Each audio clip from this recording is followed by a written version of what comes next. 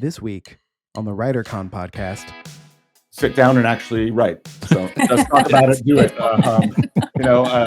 There's a lot of times that you have to spend thinking about your story or how you're going to crack something. You're raking the leaves and that's productive time, but nothing beats getting your butt in the chair, putting your fingers on the keyboard and actually putting something on the page.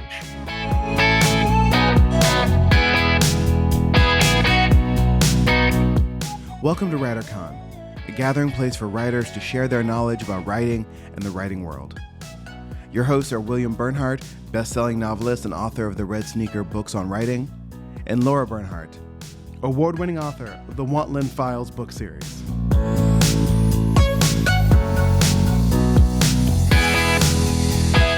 Hey there, writers. Greetings from me and Lara and our sound engineer, Jesse Ulrich.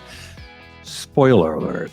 This is a very special episode of the WriterCon podcast. No, we're not doing an after-school special, but we are doing something kind of, sort of, that I've been working on for a long time, and that, of course, is finding a Star Trek-related guest for Jesse for the podcast. Yes! I mean, maybe even someone you haven't met on all those cruises. Who knows? I tried. Patrick Stewart is on tour for his new book, but I couldn't get him. No. William Shatner has a new book, every 3 weeks or so, but I couldn't get him. But I do have the wonderful Dan Martin, who has worked on, I've been a writer in many fields, including the gaming field, and has recently worked on Star Trek Resurgence, the hit video game. And most importantly, he's had his picture taken with Jonathan Frakes. That's Commander Riker. Will that do, Jesse? Is this your dream guest? I mean, I wouldn't say like it's my dream guest, but it's pretty great. I'm pretty happy about it. So. Okay, who would be the dream guest?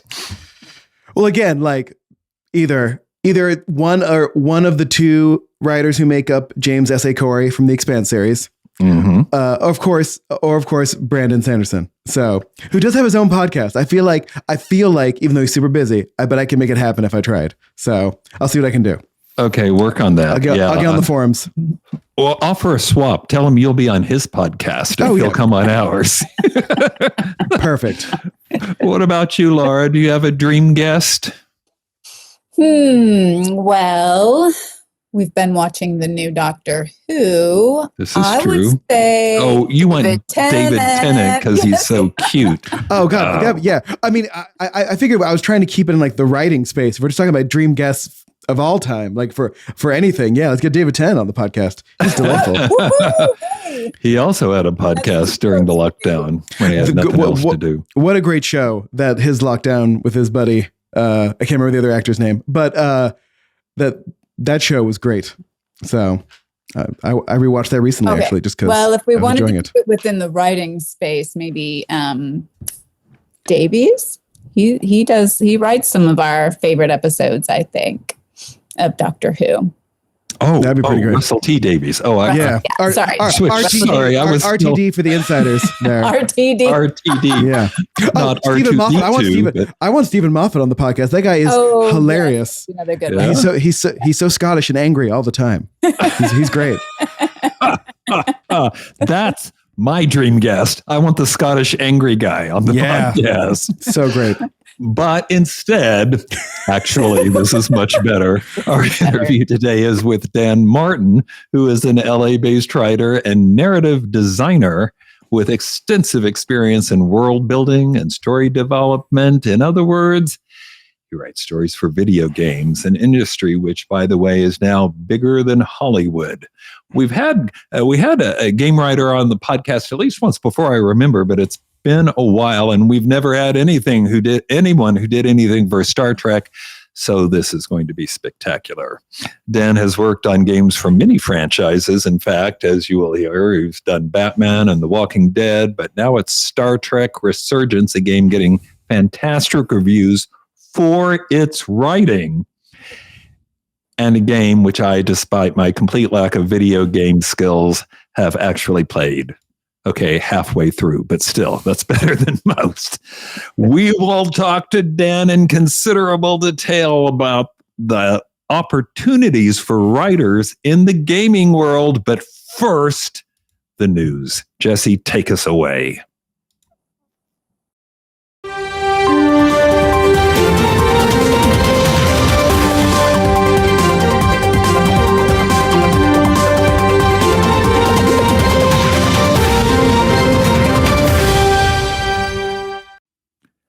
Our first story actually dovetails nicely with all this talk about Star Trek and media and whatnot, because this is basically me reporting on many other reports that the book to movie market is really heating up. Some people think it's because the lockdown is over and people are going back to the thriller, go back to the movie theater is what I meant to say. Or some people think it's because the strikes are over, so more projects are going into production. But one reason or another, we're seeing a big uptick in book to movie deals, which is why I've been posting some information about how to make that happen on the WriterCon Facebook page, which you might want to join if that interests you. We saw Universal close a deal after a big auction for an action thriller, which is, get this, based on a 43-page short story called Run for Your Life. There's also a preemptive purchase for a book called Safe House and a bunch of others. But the short story, there's another short story by Aaron J. that's going to be produced by Todd Lieberman, something,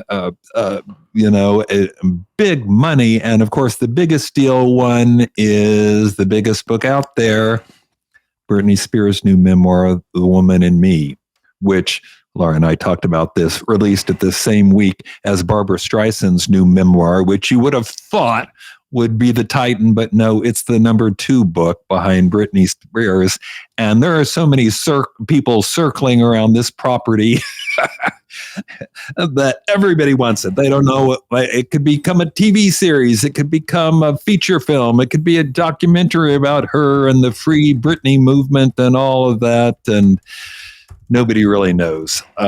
Lara, you think this is a flash in the pan, or you think we'll see more books made into movies and TV shows? I'd like to see them continue to draw more from books. I think some of my favorite works, I very often see in the credits that it initiated from a book. It's based on a book. I think we just get so much character and stronger stories in adaptations from books. Mm-hmm. It's kind of already there for them. I think we just get a lot more emotional content in those movies. Well, if you were picking, which one of your many published books would you like to see made into a movie? Into a movie? Mm-hmm. Probably Shadow of the Taj. Because? I think that one would just lend itself well to cinematic treatment. It is a very... Files series would be a nice little Netflix series. That would be fun. I don't think... I mean, you could make it into a series of movies instead, but I think that would be fun as a... Yeah, Shadow of the Taj. Well, it's serious, but it's also got a thriller story. I think that'd be a terrific movie. Jesse, what book would you like to see made into a movie? Well, I've been saying this for years, and going back to people we'd like to have on the podcast, Neil Stephenson. I thought it was going to be George R.R. Martin for sure. No, what do I know? He has a trilogy of books. They're sort of about the history. It's sort of like a retell. It's a fictional way of telling you like the history of science, like the beginning of mathematics and the modern economy via a fictional story where you're following around 3 different people, one of whom was like Isaac Newton's best friend. It would make a great Max miniseries or Netflix show, because it's got a lot of wild characters and great locations, and also teaches you something secretly, as all of his books tend to do. Nice. Wait, whose books are we talking about? Who? Neil Stephenson. Oh, those are like 1,000 pages long, right? Yeah, thicker than the Bible. Yeah, I listen. If I read something under 300 pages, seasons of a Netflix series. Yeah, listen. People need content.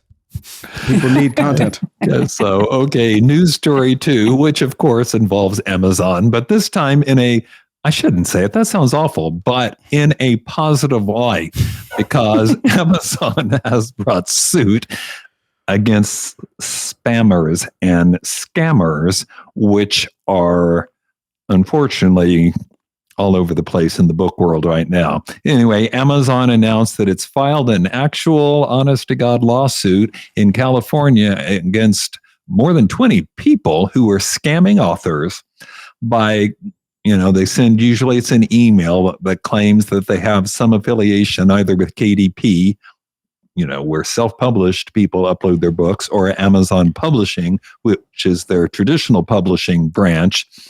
And then the scammers run fake Amazon websites, or they create knockoff websites to lure people into ultimately paying a fee to get published. And then, they get substandard work or no work at all. How many times can we say this on the podcast? Do not pay anybody to publish your book. If they want money, I don't care whether they call it an advertising fee or what. If they want money before they'll publish your book, they are not a real publisher. Okay. Lara, how do we stop these people who are ripping off all our friends? It's ubiquitous. With the best thing we can do is just keep getting the word out there. Keep saying, what you just said, don't send people money. Really, really do your research. This applies to everything. I watch a guy on YouTube whose grandmother was sadly caught up in a scam. And he now has made it his life goal to clap back at these scammers. So when something hits his inbox or he gets a phone call from someone, he turns it around. He actually scams scammers. It's pretty brilliant. And I think all we can do is just keep encouraging people to be very smart about it. Ask around. If something sounds too good to be true, it probably is. Shoot, someone I know that I work with just told me that they got taken in by, they purchased something on Facebook and it just never showed up. They take your money and go. You've got to, it's a hard lesson to learn, but you've got to be careful. Okay, go with me on this.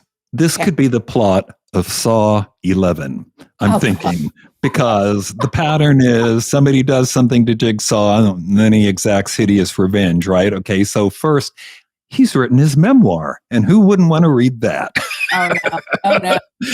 Oh no, I'm getting behind this. And they either don't publish it or no, let's have scammers rip him off. And then of course he has to exact his revenge. I think we've got a horror film. Jesse, what do you think? Yeah, I mean, it's one where everybody wins. So, you torture those scammers. I'm not going to feel bad for him. That's the thing. He's going to have our sympathy from the get-go, right? Yeah, right. It's a good like twist on the normal Saw story where we don't feel bad. We dislike him. In this case, we love him. He's doing what we call street justice. Yeah, yeah. I think we got something, guys. Somebody make a note. Trademarked internet. That's ours. That's ours now. That's all it takes on the internet, right? Just scream trademark, copyright, trademark. Sure. All right, Jesse, cue up the music. Let's talk to Dan Martin. And welcome to the podcast. Thank you for having me. Oh, thank you for being here. This is terrific. Okay, traditional first question. If you could offer writers one piece of advice, one above all others, what would it be? Sit down and actually write. So just talk about it, do it. There's a lot of times that you have to spend thinking about your story or how you're going to crack something. You're raking the leaves, and that's productive time. But nothing beats getting your butt in the chair, putting your fingers on the keyboard, and actually putting something on the page. Dan, it is terrific having you on this podcast. I've been wanting to talk to you for a long time because I've been following your work for a long time. I know you did some writing before gaming. Tell us a little bit about that. Yeah, well, I went to USC Film School for their production program, which is not their producing program, but it covers every aspect of filmmaking, television, sound, cinematography, editing, writing. And sort of as I got through that process, I realized the kind of stories I wanted to tell were too big for me to make at that point in time. Probably still too big for me to make on my own. So I wanted to write some big stories. And that's where I ended up going, kind of focusing down from every piece of filmmaking down to writing. And I worked in story development in Hollywood for a while, reading scripts, and sort of the other things that go along with it, like driving hard drives from one post house to another. But Fun. eventually, I wanted to focus on telling my own stories, so I spent some time working on my own writing. And randomly, I just got an email from one of my film school classmates' cousins, I think it was.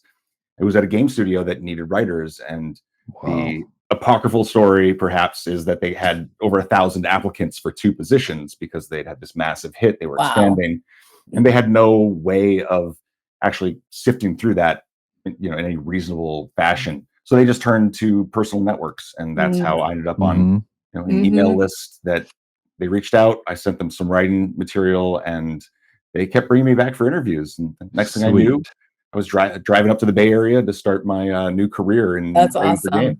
awesome. Wow. But of course, you've done the work, which is what Lara and I often say at conferences. You can't have a good break unless you've done the work first, right? You had some writing to show. Yes, I had a portfolio of scripts, and I also had spent a lot of time reading scripts. I was a professional reader writing screenplay coverage, which is a synopsis as well as a critique of the script for the studio executives who don't want to read them just yet. I'm sure they obviously read them eventually, right? Of course, all the way through from start to finish in that order. But we give them the executive summary and say whether it's worth giving another read. And it's kind of hard to think that some fresh out of college or film school 20-something is the first and sometimes last line that you have to get through. But it could be. That's the way it was. At least it's not AI yet. Yet. But I think there are already reports that Random House and other New York publishers are using AI to sift through manuscripts. So that'll be a hot minute. Anyway, so you mentioned that you got into this gaming. Now, is that Telltale Games or is that something before Telltale? That's Telltale Games, which was about 10 years ago, a little over that. So I get to say I've been in here for a decade. There you go. I remember when those games first started coming out. Actually, my youngest, Ralph, showed me the Walking Dead game, and I think his pitch, there's more to it, but his pitch was basically, look, Dad, you just choose from a menu what they're going to say. Even you can do this, Dad, is what he was saying, basically. Of course, as it turned out, there was a lot more to that. But I do feel like you guys at Telltale sort of developed a new kind of video game that was more accessible to, non-professionals like myself. Yeah, and that's actually, it is a pitch that I give people when I'm trying to get them to play these games. I say it's not, you don't need the same kind of spatial awareness. There's a little bit of it that goes on, but a lot of it is just deciding what you're going to say to people and how you're going to navigate relationships and how you're going to make a big choice about, life or death situations or moral quandaries. And that's something that to some degree we all know how to do because we live in the world. We develop relationships here. So it was Telltale Games. This was the expansion of the company right after the first season of The Walking Dead came out. And they really did develop something that felt very new there. There are some other games that are similar that were concurrent, but it really crystallized things in this relationship gameplay as well as these moral questions that actually got taught in some high school civics and philosophy classes, as I understand it. It was a model of That's impressive. The trolley problem, basically, in many different formats. Well, there were at least 2 Walking Dead games, right? Yep. And a Batman game I recall starting, but it was too hard for me. and the wolf in the title, the one that's based on a comic book series, but I'm sorry, I'm blanking on the title. Okay. So I wrote on The Wolf Among Us, which was The Wolf Among Us, yes. That was good. It was based off the Fables comic book by Bill Willingham, which was recently he declared it public domain to get out of his contract. Or rather, he couldn't get out of his contract with DC Comics, so he declared it public domain so that anybody could use the underlying. Interesting. Or they can try. I think DC Comics has a different take on the subject, but at the same time, it's based off of fairy tales, so it's kind of in the public domain anyway. And then, yeah, I wrote for 2 Walking Dead games, season 2 and season 3, and their Batman game, and their season 2 of that. And then somewhere in the middle, I worked on their Game of Thrones game, which was Yeah. very much the hot property at the time, and something else No kidding. I became a fan of as I was working on, which doesn't always happen. Well, you probably have to immerse yourself in the mythology to write the game, and there's probably no mythology on Earth bigger than Star Trek, right? At this point in time, like over 600 hours of Star Trek programming, I read somewhere. Over that, yes. Were you already? So this we're now talking about your newest game, Star Trek Resurgence. Were you already a huge fan, or like you're talking about, did you become a fan as you worked on the game? And then if you did not, I guess, suppose either way, did you then have to submerge yourself in the lore and this extensive world that exists out there now? Well, I was definitely a fan long before this was even on the horizon. So I remember watching it at 7 p.m. on channel 56 in the Massachusetts area, where it was in first run syndication, sold to 300 individual markets in the 80s and 90s. And then I watched the movies, I watched the original cast movies. Then sort of when DVDs became available and you could get them a whole season on Netflix, I started going through everything start to finish, and I did that. And it was funny because we actually talked about Kirk, Spock, and McCoy, these 3 decision-making pieces of kind of one brain, if you will, as a model for how we would build our choices in a lot of the games that we did before Star Trek even came up, because you've got Spock pulling on the logic, McCoy pulling on your heartstrings, and then Kirk somewhere in the middle in this third way.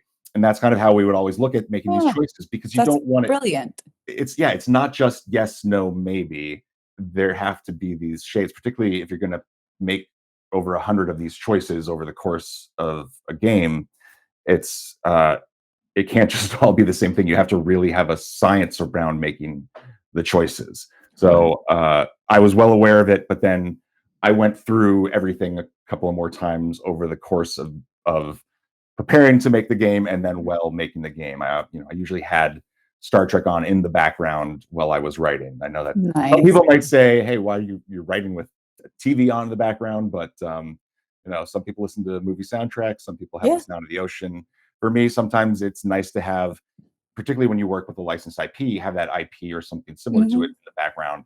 Sometimes you might pick up a word or a phrase that you're like, yes, that's exactly what I need for this specific moment in this specific world.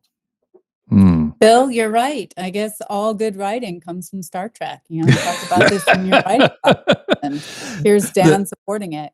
One of my tween birthdays, I won't give away.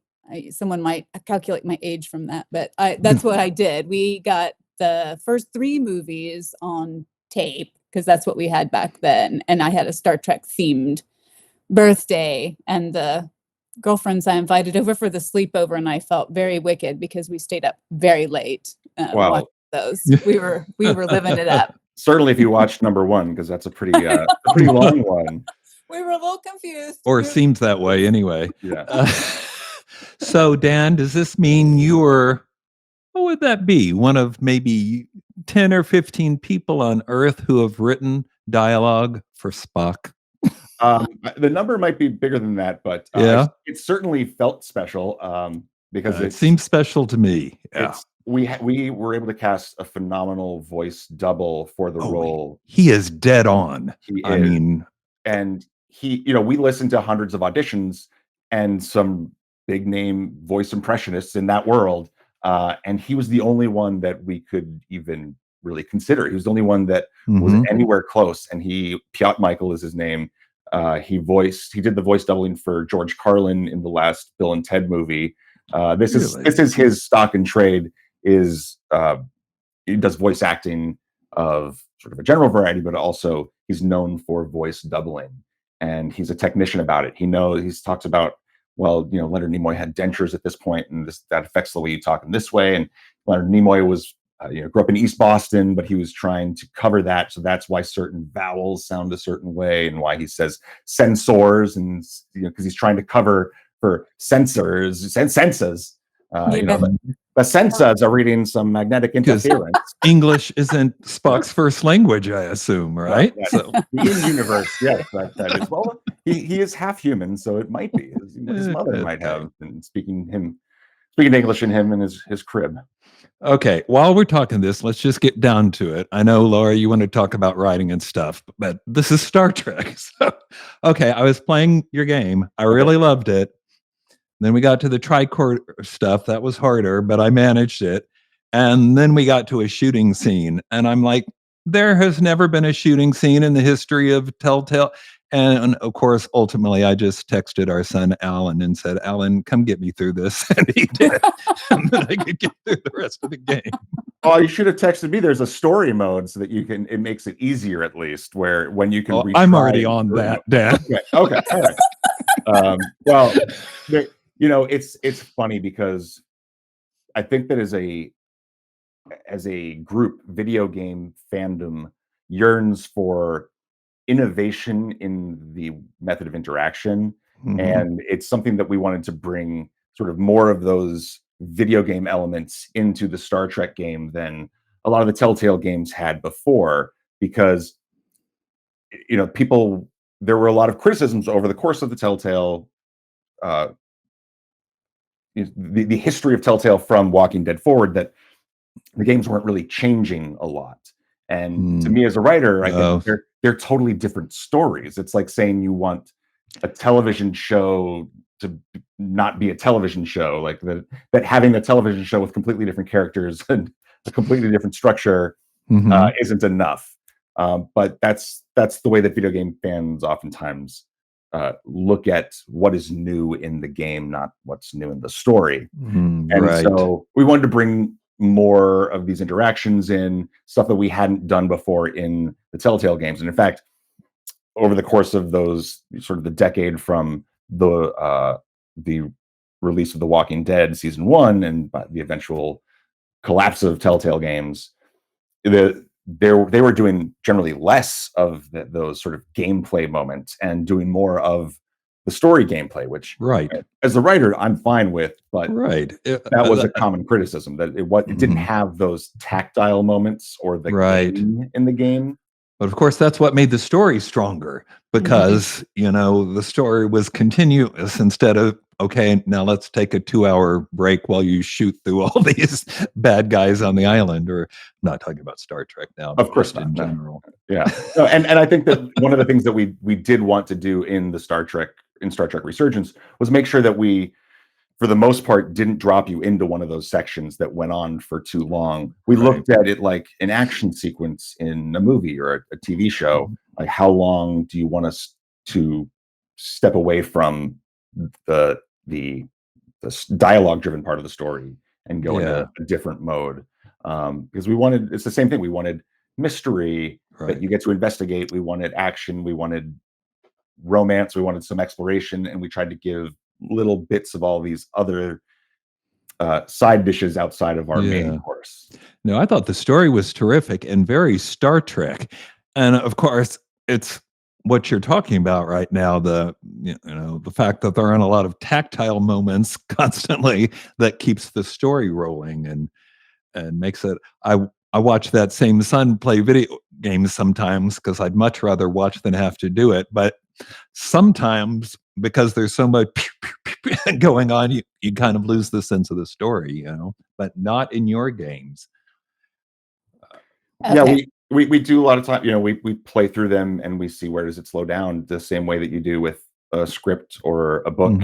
You start seeing where your own eyes are glazing over, where we have outside people play tests, and it's all about, particularly this type of game, it's about keeping forward momentum so that we actually modeled it after what we like call like an airplane novel, where you buy something at Hudson Books and you want to read the whole thing until you land, and you're not even standing up when the plane gets on the ground. You want to read the whole thing.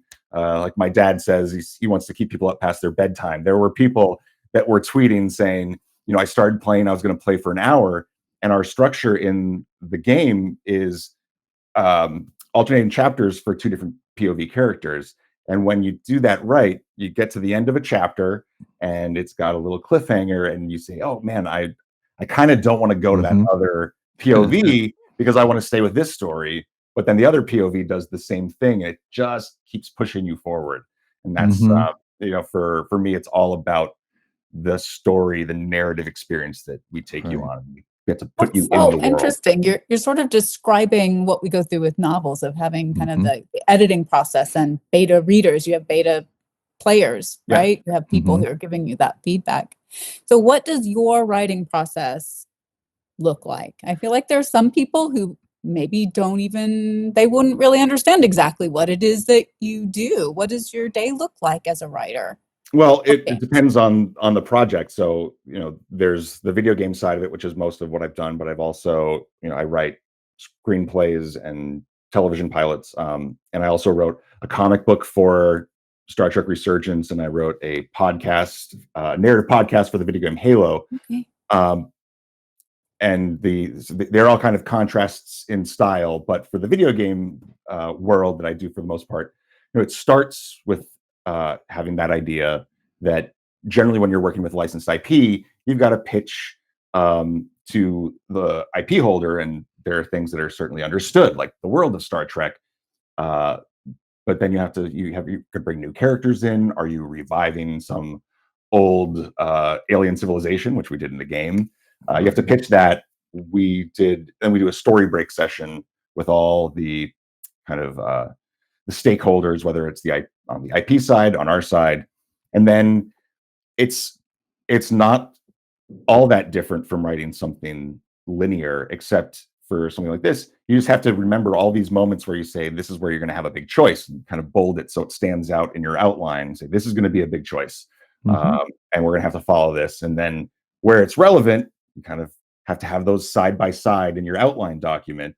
And eventually it goes from that phase where you've got your big picture of the story, and it starts getting really left brain for a while, where we have this flow charting tool, and every company that does this generally has their own proprietary tool. There are some that are available to commercially, where it's here's a little chunk of content, and you click on it and there's the script on the side, and then you say, okay, this is a set of choices, and then these are the chunks of content that follow the choice, and then this is down the line you'll have a thing that says, okay, this next part, check that choice back there and split this off, because it'll be different in each of these three scenarios, because you can remember and recall any decision that the player made. And then it's all these different branching. I'm so sorry, but this is so intriguing to me, with all these different branches and options and things. So a novel probably will land somewhere between 80,000, 90,000 words. Sci-fi fantasy can be a little longer. We're talking about averages. What about for you? What does a game project look like? Do you know what's your final word count with all those different story branches going off in different directions? So I don't actually have a word count for it, but what our scripts output in screenplay format, and it just stacks every piece of content on top of itself. So this game was over 1,400 screenplay pages, which if you compare it to a 46-page script for an episode of Star Trek: The Next Generation, it's more than a single season of Star Trek: The Next Generation, which is 24 or 26 episodes. So it's a lot. That's kind of sizable. What I was yeah. Well, I'm intrigued by, you're talking about sending your work out. I mean, we send novels to maybe 10 beta readers, but they're all getting the same manuscript. Whereas in your case, different play testers could take the game off in completely different directions. So you must need like 1,000 play testers.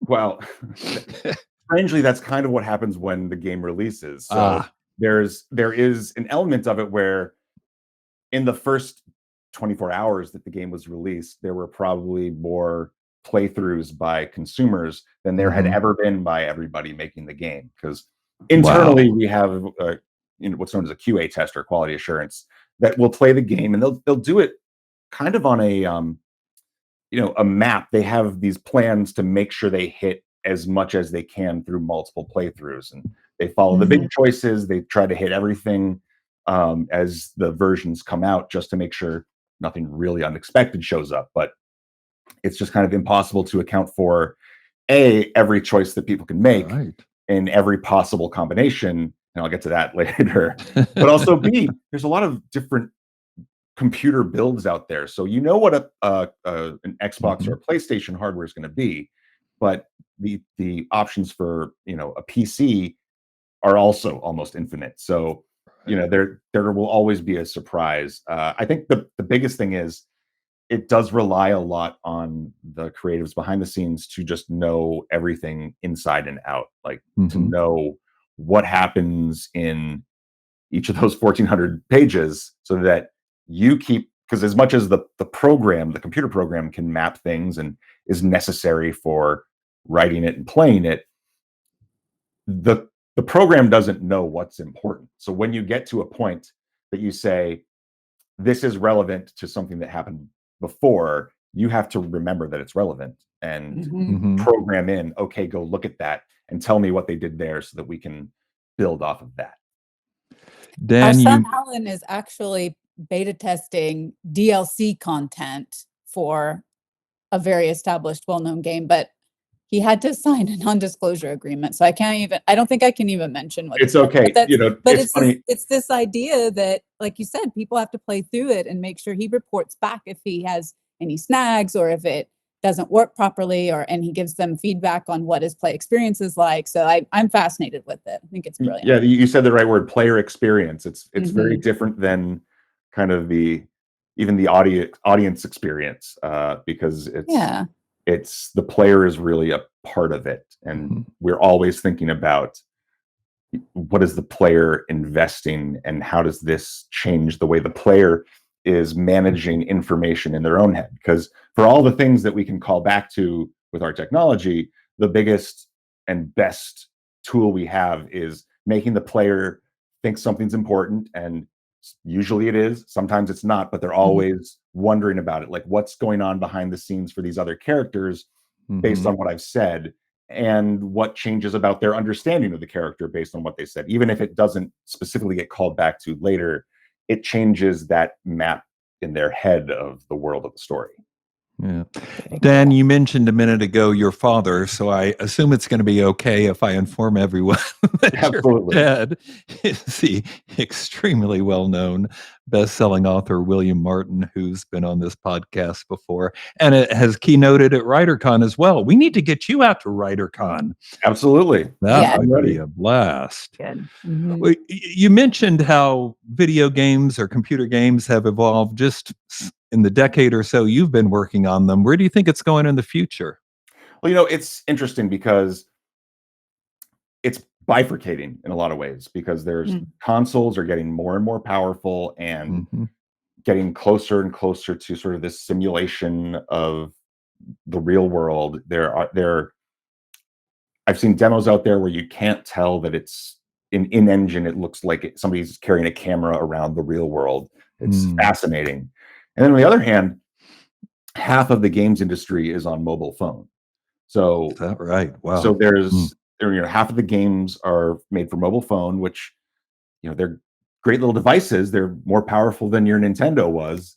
They're more powerful than my probably computer 2 generations ago was. But it's not a big screen. It's not enveloping in the same way.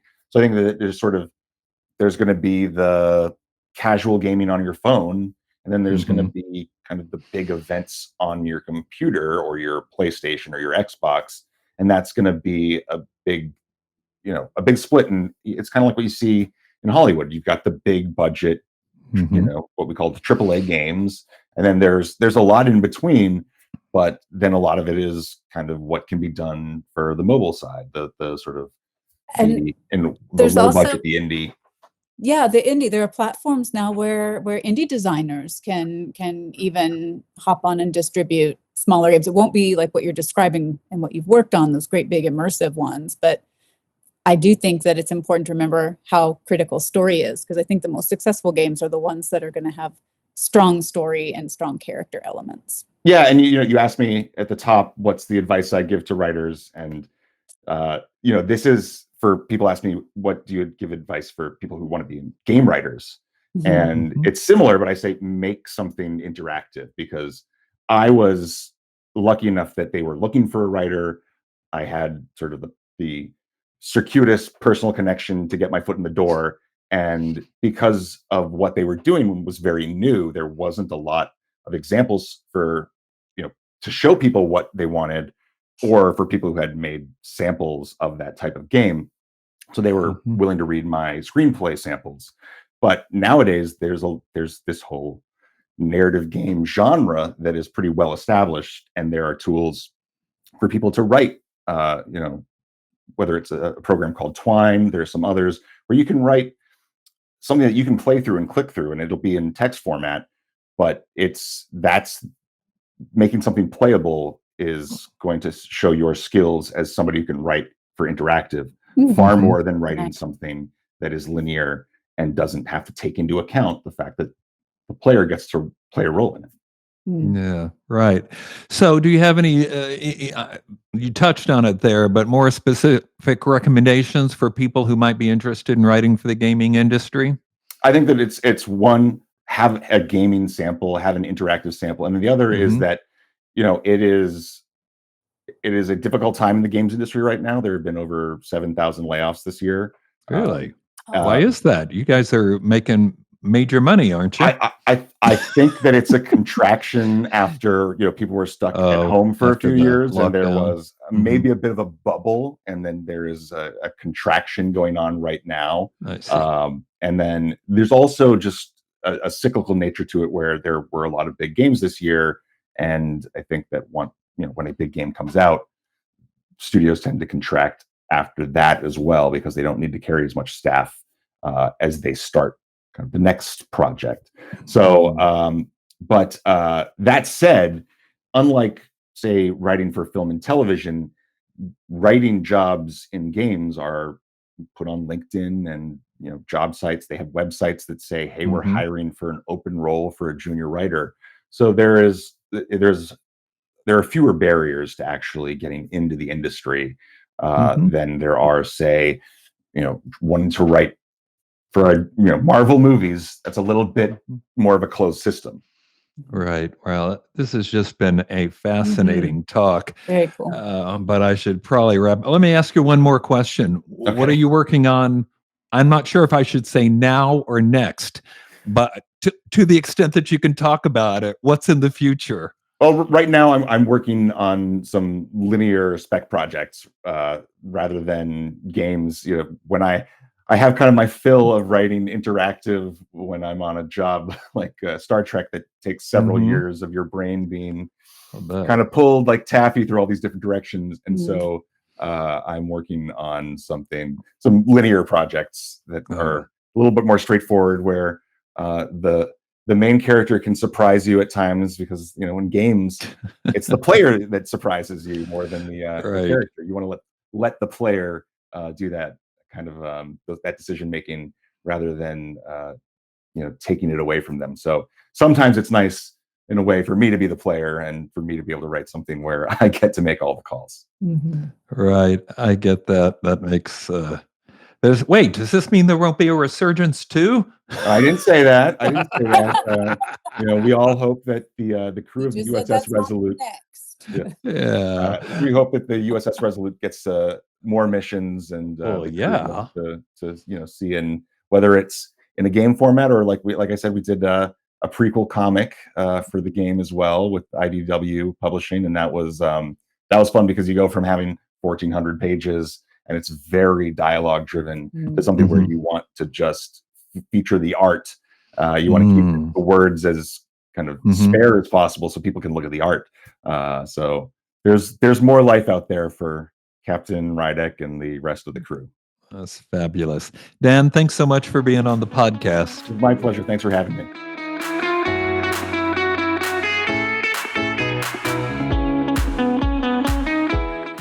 Just a few parting words. Lara, you've got a Christmas novel, don't you? Do the Watlum Files Christmas Spirit, and it is currently on sale for 99 cents.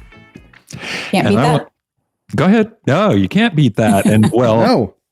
now I'm embarrassed to hold up a book that costs a whopping, I think, $1.99 on ebook because it's discounted for Christmas. I tried to hang this on the tree behind me, but that just didn't work. So No. Christmas Tapestry is a lovely anthology, and I've got a story in it, and so do some other terrific writers. All of them Christmas stories, but all of them different. It's not all romances or all mysteries or whatever. It's a tapestry. And that's what I liked about it. And let me also say, WriterCon has a magazine, and you don't want to miss the holiday issue, which comes out tomorrow as this podcast is released. And it's all about writing and advice for writers and help for writers. But this time it all has a holiday theme. So this issue is like a warm cup of hot cocoa. Oh, that's so much better. But instead of cocoa being in it, there are articles about how to write a Christmas story. And what else? Help me out here. How to market during the holiday marketing season. During the holiday seasons, what which kind is different. of gifts to give your writing friends, and also what kind of gifts to give you, as well as some humorous pieces, some inspirational pieces, and an interview with Santa. Oh, can't turn that down. Yeah. So that's WriterCon magazine. And to subscribe, just go to Substack. That's SUBSTACK and look for WriterCon, WRITERCON. And that's how you get the magazine. There are free subscriptions, which allow you to read the post, and of course the paid subscription that allows you to actually get the magazine. And that's what you want, right? All right. Until next time, keep writing. And remember, you cannot fail if you refuse to quit. See you next time.